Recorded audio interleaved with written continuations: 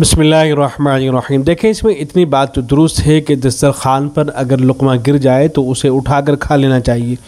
لقمے پر اگر کچھ لگ جائے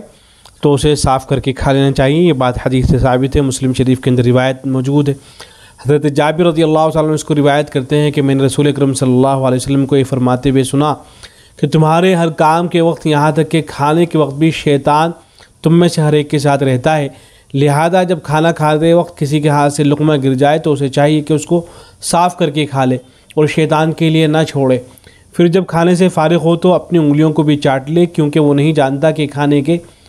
کس جز میں خاص برکت موجود ہے۔ یہ معروف الحدیث سے میں نے ترجمہ نقل کیا ہے،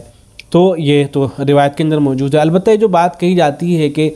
دسترخوان پہ جو لقمہ گر جاتا ہے تو اس کو اٹھا کر اگر آپ کھا لیں گے تو آپ کے یہاں خوبصورت بچے پیدا ہوں گے، یا یہ کہ ایسا کرنے سے جنت کی جو حوریں ہیں ان کے لیے یہ مہر بن جائے گا اور ان کا یہ مہر ہوگا، تو یہ اس طرح کی باتیں ہیں کہ جن کا کوئی ثبوت نہیں ہے سنت سے، اور اس طرح کی کوئی روایت نہیں ملتی ہے۔ یہ جو کتاب ہے غیر معتبر روایت کا فنی جائزہ، اس کی جلد نمبر 7 ہے، وہاں صفحہ نمبر 356 ہے، وہاں اس روایت سے متعلق انہوں نے تحقیق پیش کی ہے۔ روایت یہی ہے کہ بعض حضرات اس حدیث کہہ کے بیان کرتے ہیں کہ کھانے کے ٹکڑے اٹھانا یہ حوروں کا مہر ہے۔ تو پہلے تو انہوں نے مصادر ذکر کیے ہیں کہ کن کن کتابوں کے اندر یہ روایت نقل ہوئی ہے، تو حضرت امام غزالی رحمۃ اللہ علیہ کے احیاء العلوم ہے، اور بعض کتابوں کے اندر انہوں نے حوالے دے رکھے ہیں کہ وہاں یہ نقل ہوئی ہے، لیکن اس کی سند کا کوئی عطا پتہ نہیں ہے۔ چنانچہ حکم جب انہوں نے لگایا تو لکھا ہے کہ تلاش بسیار کے باوجود یہ روایت سنداً تاحال میں کہیں نہیں مل سکی، اور جب تک اس کی کوئی معتبر سند نہ ملے اسے آپ صلی اللہ علیہ وسلم کے انتصاب سے بیان کرنا موقوف رکھا جائے، کیونکہ آپ صلی اللہ علیہ وسلم کی جانب صرف ایسا کلام اور واقعہ ہی منسوب کیا جا سکتا ہے جو معتبر سند سے ثابت ہو۔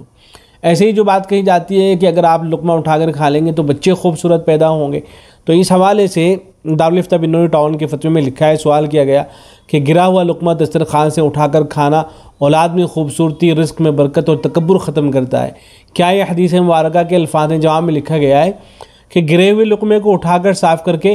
کھانے کے فضائل احادیث مبارکہ میں وارد ہوئے ہیں، لیکن اس بات کا کہیں ذکر نہیں ہے کہ اس سے اولاد خوبصورت پیدا ہوتی ہے، البتہ اس کی وجہ سے برکت ہوتی ہے، اس کا تذکرہ موجود ہے۔ لہذا اس جملے کو رسول اکرم صلی اللہ علیہ وسلم کی طرف منسوب کرنا کہ اس سے اولاد خوبصورت پیدا ہوتی ہے اور اس کی وجہ سے تکبر ختم ہوتا ہے، اسے حدیث کی طرف منسوب کر کے بیان کرنا درست نہیں ہے۔ تو اس لیے جو حضرات یہ باتیں حدیث کہہ کر بیان کر رہے ہوتے ہیں ان کو ایسا نہیں کرنا چاہیے، اس لیے کہ حدیث کے اندر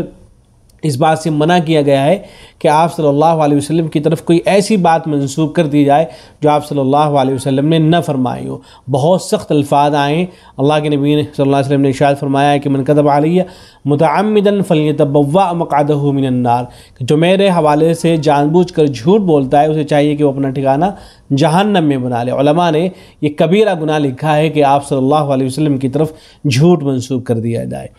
تو حدیث کہہ کر یہ باتیں بیان نہ کی جائیں۔ السلام علیکم ورحمۃ اللہ۔